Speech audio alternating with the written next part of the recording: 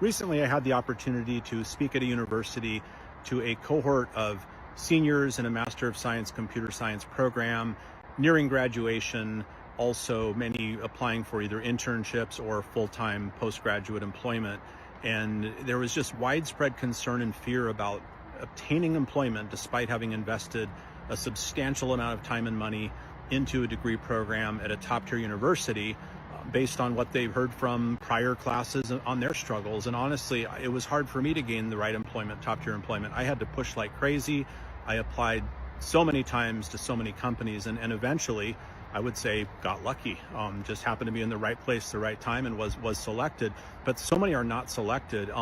One particular case, I ended up mentoring some of the students afterwards, trying to advise them on paths to gain employment. Many of these just top students with great experience. And one particular student actually had worked previously in big tech and applied to the same exact company that she left, with top-tier annual performance reviews in big tech, now with a master's degree.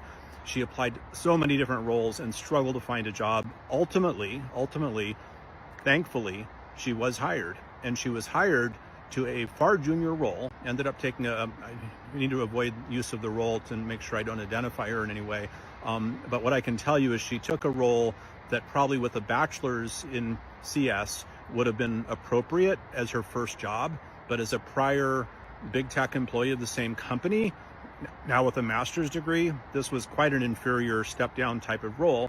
And this particular student, who now works in the same company that I do, which is quite a big company, reports to someone with an H-1B visa holder, and she is handling it quite well, taking it on the chin, so to speak, and focused on hopefully moving up over time, which is a very slow, competitive, and tough process as well. But this is real life here. This is not hypothetical. It's not textbook. People that are U.S. citizens that meet the qualifications for jobs are having trouble finding jobs at all levels. This isn't just about CS and tech. This is kind of across the board.